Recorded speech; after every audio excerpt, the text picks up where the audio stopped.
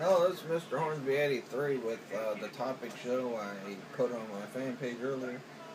I'm going to be talking about the Friday the 13th franchise. I'm going to talk about what impact Corey Feldman returning in 6 would have made for the Tommy storyline with Jason. But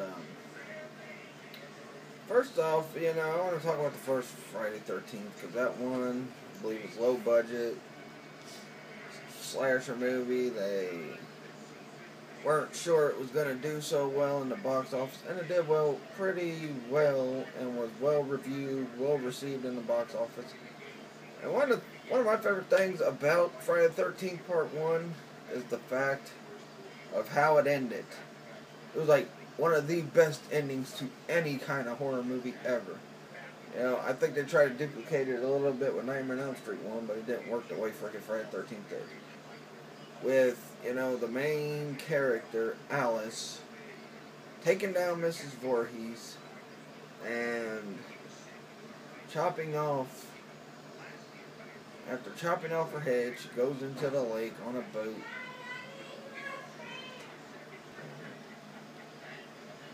She went into the lake after she beat Miss Voorhees. She went in the lake on the boat. And the reason why I like this ending so much is because of the fact they made it all play out like it was going to be a happy ending. But guess what?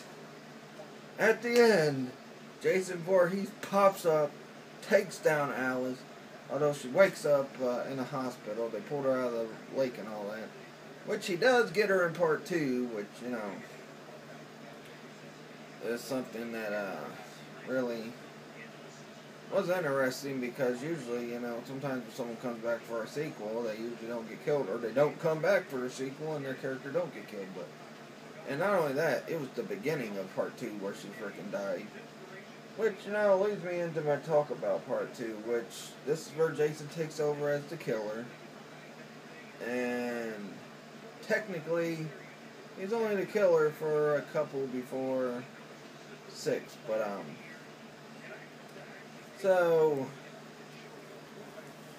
we get the events of part 2, and they're, are you still recording? And they're a new cast, new campers, and this one kind of, I think, tried to have the effect that the first one did. I mean, because with, the two main survivors, they make it, the little puppy dog, because throughout the movie, one of the characters had a puppy dog, and throughout the movie, the dog eventually disappears, and then, after Jason's beat, then you see the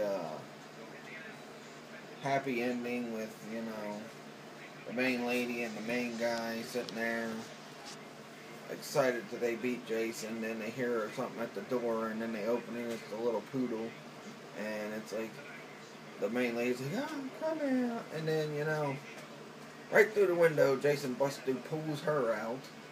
Which in 3 they show a clip of her going to the hospital, and apparently the boyfriend or husband, I forgot, it's been a while since I watched it.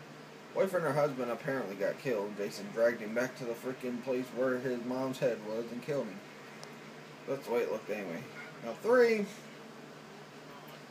this one is basically where Jason gets the famous hockey mask and pretty much gets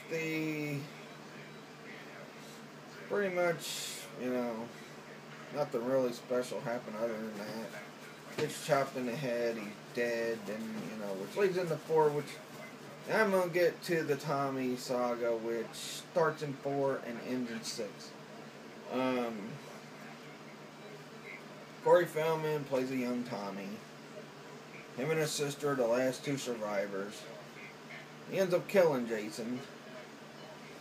And then we get to part 5, where Tommy's kind of, I guess, like, I don't know, 15, 16, maybe 17 years old. And so he's a teenager. And it seems like he's going insane throughout the whole movie. And, there's even a point where the killer freaking makes it look like Tommy was doing all the killing. And, Tommy's freaking out. they take down the killer in the movie, and pretty much, I think had they had Corey Feldman, but he said he was doing Goonies at that time. Had they had Corey Feldman in 5, it might have been a little more interesting. Which is gonna lead me to 6, which, nothing against Tom Matthews, but he's not Corey Feldman. Corey Feldman took down Jason, killed him, and pretty much bested him. And the way they had the final showdown with the two is Corey Feldman did not come back. I don't know what he was doing. I don't know if he's doing a movie with Corey Haim, because, them two did a lot of movies together. Or he was just, or maybe he didn't like the script or something. But, I think what would have happened if Corey Feldman would have came and had that final showdown as an older Tommy and really knowing Jason, I think it might have been a little more well received. Not only that, would have been a little more interesting. I mean, 6 is my favorite, even though, a lot of other people don't care too much for 6. A lot of people think, 7 was good, and, etc., etc. Or they think, the 5 before that was good. But, yeah, but I would have liked to see Corey Feldman come out. He even mentioned, I think, on a DVD box set that came out a while back, that, they should just eliminate the events that happen in 5, 6, 7, 8, 9, 10, etc. And, have him come back as Tommy to fight Jason for the final showdown. Which would be interesting, but right now they're the route of remakes, so you're not going to see that because Tommy has not been introduced in the remakes. I know there's a part 2 to the first remake coming out. I don't think it'll do well. If it does, they might go on to a 3 and 4 in that, but who knows, because, remakes are so badly reviewed, no matter if they're good, bad, or in between good and bad. It's just like remakes get so badly reviewed because a lot of people's like, it's not as good as the old one, this and that. Which is kind of the situation that happens with the current Turtle show. A lot of people's like, it's not as good as the old one. It's too dark. It's too this and that. Heck, the Nickelodeon Teenage Mutant Ninja Turtles has been outstanding. And, but we're talking about Friday the 13th. So, pretty much Tommy takes down Jason. I still think it would have been better if Feldman had come back. It might have even, skyrocketed him to higher levels than what he already was as an actor. But, I would have loved to see Feldman just come back, take down Jason, have that big old clash, and, Tommy finally beats him once and for all, and then Feldman could have went on to do as many Corey Haim movies as he wanted. But, now we get into 7, which was a new beginning. It's, which this one was pretty interesting. I can see why a lot of people liked it, because it had somebody that was had the ability to best Jason, and she was kind of superhuman, so she wasn't really a normal human, like people prior to that had beat Jason. And she really I guess you could say, mopped the floor with Jason. 7 was also the first one that Kane Hodder ended up playing Jason as. He played Jason at 7, 8, 9, I think 10. I think Freddy vs. Jason, I don't know. But, and really, I think, had the franchise continued after 8, might have been interesting. Although 8 has to go down as the worst. Now, I know a lot of people say, Go to Hell or X or freaking the remake was bad, but 8 was, nothing really personal with Jason in that one, It wasn't lit, it didn't, have the same feel as the other ones. It didn't succeed 7 the way they probably hoped it would. I mean, Jason Takes Manhattan, he barely even killed. You really don't see him kill anybody until, I don't know, at the end. I mean, he does kill, maybe one person before that. And then the rest of the time, and there was tons of people in this movie that he could have killed.